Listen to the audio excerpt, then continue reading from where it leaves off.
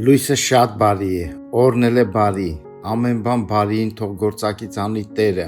Կարդում եմ այսօր ծանոթ տեղերից, Մատթեոս 16:13 խոսքից։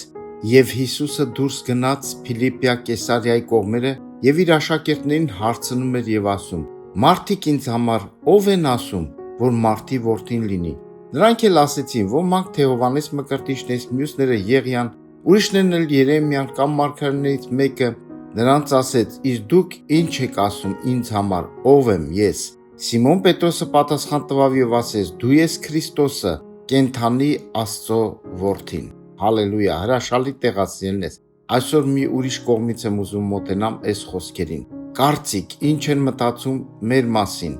Երբ որ գործում ես, տարբեր բաներ կմտածեն, նույնը Տիրոջ հետ տարբեր բաներ էին մտածում։ Շատ մարդիկ կան ասում են, ինձ չի հետաքրքրում ուրիշների կարծիքը, ես իմ կյանքն ունեմ, ապրում եմ ինձ համար։ Ու քրիստոնյան է, սա ճիշտ չի, սիրելիներս։ Մեզ պետք է հետաքրքրվի կարծիքը, ինչ են մտածում մարդիկ մեր մասին։ Թող մեր մասին միայն լավը մտածեն, ճիշտը մտածեն։ Տեսեք, Սիմոն Պետրոսը ասեց. «Դու ես Քրիստոսը, կենդանի Աստծո որդին»։ Թող մեր մասին էլ այսպես վկայեն, որ մենք կենդանի Աստծո որդիներ ենք, մենք նման ենք Քրիստոսին։ Այսա լավ վկայություն է, լավ կարծիք է։ Թող մարդիկ այսպես մտածեն մեր մասին։ Երբ որ այսպես գործենք, ինչպես Պետրոսն էր ասենք, դու կպապանձնեցեք իրենց չար լեզուները։ Թող Տերը օրհնի ձեզ, եկեք